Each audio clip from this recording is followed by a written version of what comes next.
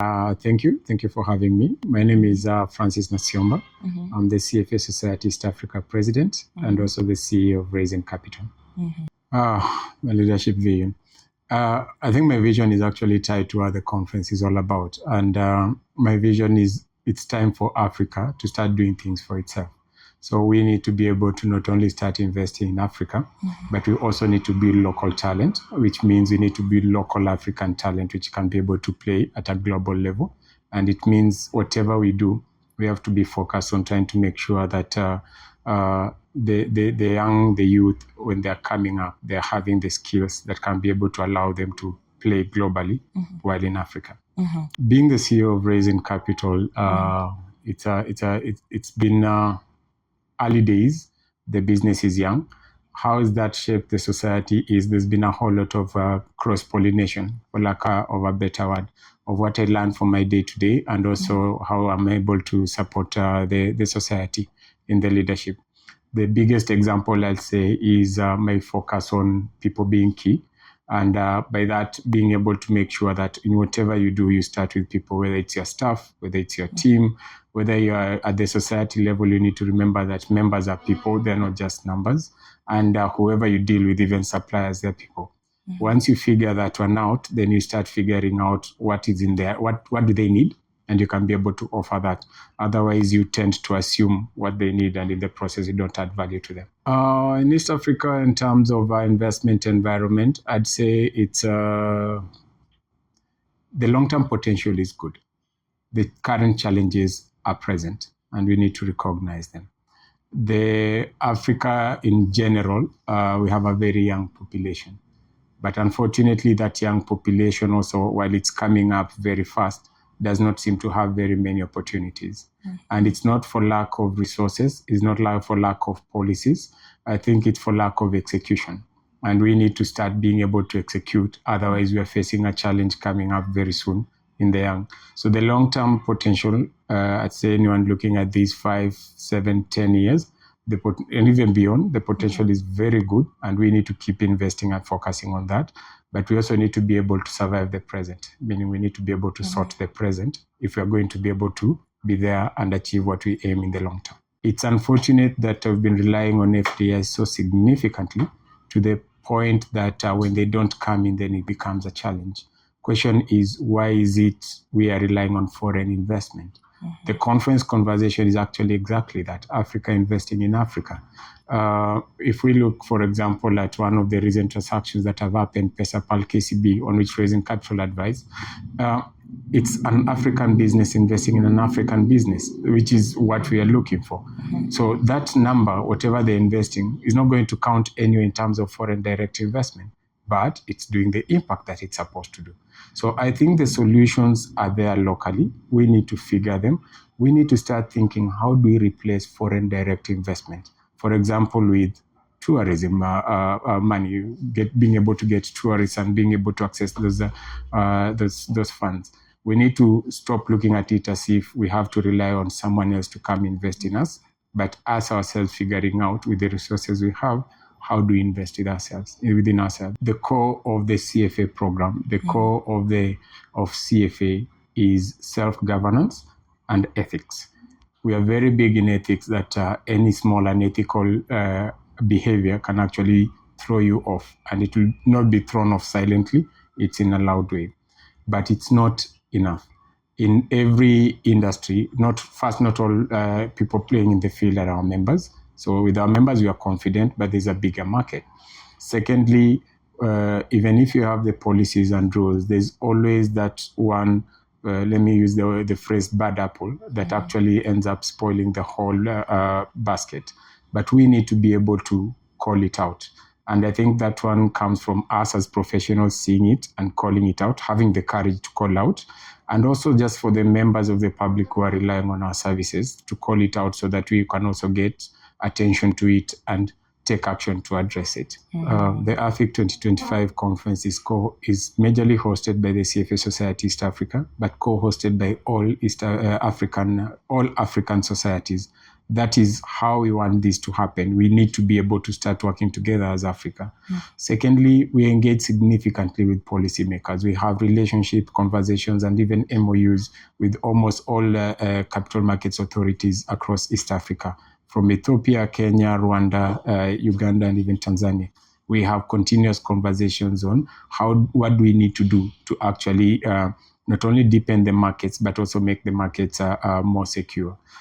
We are relying significantly on outside capital to grow Africa. Right now, where Africa is, we have the resources, we have the talents, we have the policy frameworks. We need to start doing and stop talking. We need to start having African businesses investing in African startups, African ideas, African other businesses. Right now, we're relying on movements on what is happening outside. The significant drop, for example, last year after the US election, affected us significantly. We lost jobs, we lost businesses, but that's because we are relying heavily on external financing to grow Africa. It's time that Africa starts funding itself. That's why it's important, Africa investing in Africa. Solutions to challenges is because we know our challenges. There is nothing I'm going to tell you, that is new in terms of our challenges. Our problem is execution. We talk, we don't execute.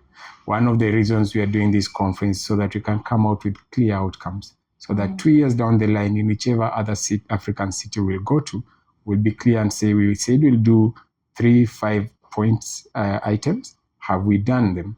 Did we execute? Why did we fail? And in the process, we start executing. I think about ideas, about policies, about what needs to be done, we all seem to know, but most of us seem not to start taking the action. For us, as an organization, that's one of the things we are doing. Capital Connect.Africa, for example, is aimed to bring African businesses to access investors. And that is just the whole idea of, can we be able to bring African businesses to a position that they can be able to be invested in. And that's why this conference is important. For me, the biggest conversation I expect it to be sparked is, so what do we do? I don't want us to spend time on what are the challenges. We know them. I don't want us to spend time on what are the policy requirements, because policy takes time. And there are the ones which are already in place. We are going to have a significant number of panelists across Africa. And if I was to give you a long list, then this will not end today. But most importantly, some of the notable ones will be having the chairman of the CFA Institute Board of Governance, Marshall, who will be with us. We'll also be having Banji. Banji is the only African director on the Board of Governors at the CFA Institute. We'll also be having Osman, who's the president of the Somali Development Bank, in the room, among others. We are having CEOs from pension funds, CEOs from the different marketing authorities. We are having our members from across all the African countries of the CFA Institute or the CFA societies, and they'll all be there. I'll be happy to give you a longer list, but maybe my advice would be you should go to afic2025.com and you can be able to give you the full list. What we expect is, one, the conversations will be able to come out with clarity, for example, on what should we be pushing for policy. One of the challenges we've gotten as Africa is we have 54 states, 40 currencies, and each of them has their own policies and they're not aligned. So we're expecting conversations to start on how do we align these policies across the different countries. Secondly, we're expecting that some of the conversations will actually come up with action points on what are the practical investment decisions that organizations need to start making.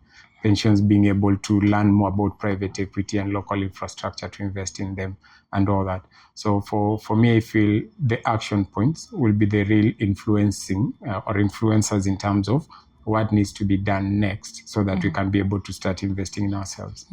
So then I'll tell you some statistic that may sound off, but there are approximately 120,000 charter holders in the world. There are less than 300. There are less than 300 charter holders in East Africa. Out of a population of more than 100 million people, we have only 300 charter holders.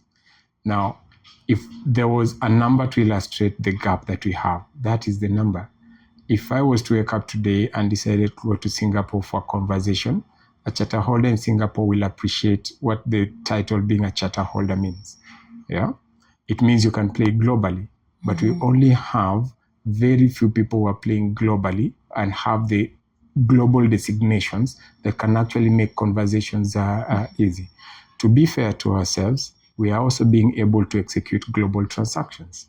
As raising capital, we closed the PesaPal KCB transaction. That's a global transaction executed locally by local funds. But there is a significant gap in terms of what skills do we need. We need more global skill sets, not just local. We need to start playing globally because the phrase has always been there, it's a global village. So what are the gaps? We need more financial professionals, globally trained, globally certified in Africa so that we can actually be able to move forward. We cannot move forward if all we have is playing locally and not understanding how the global sort of markets or the global play happen. One thing we cannot ignore is technology is changing, and it's changing fast. With AI right now, everybody believes they can be financial professionals. The same way they believe they can be lawyers or even doctors. Sometimes people go to ChatGPT their conditions and feel they found. But how it's going to evolve is we are going to have more in-depth skill sets. The professionals who have depth are the ones who are going to be doing well. The ones who have cursory information, they're not going to be successful in any way because that information is out there. So right now we are moving to a phase where you cannot keep information. All you need to be able to give is depth in what you're doing. So I expect that what technology AI is doing is almost my example I always use is what the calculator did for engineers when they now could use a calculator. It didn't take away the engineers, but it made them be able to do more work faster. It's the same thing that is going to happen. Anyone with depth will be able to do more work faster and achieve far much more. And I feel with the entrepreneurship nature that Africans have, we're actually going to be even bigger in terms of financial services and financial skill sets. Yeah. What legacy do I hope to leave at the end of my presidency? One thing I'm very proud of is the fact that when I came in, the governance was different, and I've done a lot to make sure that governance is in place. Over the time that I've been the president, the society has grown significantly from around 160 members. I think we are right now more than 320, which is more than double. We have added Ethiopia as part of the East African chapter. Now we have Kenya, Uganda, Rwanda, Tanzania, and Ethiopia. One of the other things I'm very proud of and I've been making significant push on is Africa being an agenda at the CFA Institute globally. And I'm glad that that's happening. We right now have a President Council representative who's out of South Africa, which is something I'm very proud of. And we also now are working towards having a President Council representative exclusively for Africa, not conjoined with other regions. All these and a whole lot of other things, including administrative things we've done internally. I think we've worked very well with the board. I'm very proud of the team, that's the executive team. And I think we've moved from one step to the next. My job as president was to basically take care of this baby in the time that I was carrying it. And right now, I believe the new leadership that will be coming in, it's their role to take it to the next level. And I hope they'll not be dropping the baby. What personal philosophy guides me in both leadership and life? Let me tell you a story. I have a colleague who thinks that when we start making a whole lot of money, I'll become lazy. And I had to tell them this. And this for me is my guiding philosophy. I do not want to be on my deathbed and feel like I left something on the table. I want to live to my full potential, not because I need it, but because I want to live to my full potential. That for me is my guiding philosophy. I don't want to feel like I should have done more for my family. I should have done more for my business, for my team, for the industry, for the society. So whatever I can do, I need to be able to try to achieve my full potential while not killing my body. Yeah. If you've not registered for the conference, unfortunately, Grace tells me that the slots are going out very fast. You need to go to AFIC 2025, that is AFIC2025.com, and register. What I can promise you is we are going to have very rich conversations. We are going to have very good networking opportunities. You'll meet people that you needed to fly to 5 different African countries to meet them, or even more, because you're having countries that are not even represented by the other societies are coming. We are going to have a good time also, in terms of we've created or curated some activities so that we are not just talking about money, but we're also being human, and we can have a good time at the conference. And it will be a conversation that for anyone who's looking to the future, they'll be able to scan and extract significant information to make decisions that will influence how they invest, how they operate, how they run their businesses, and how they even sort of influence policy over the next 10 years and more. Yeah. Thank you so much, Mr. Francis. Thank you. And we are so honored to have you today. Thank you. This is a pleasure. I really appreciate this. You're welcome. Asante sana.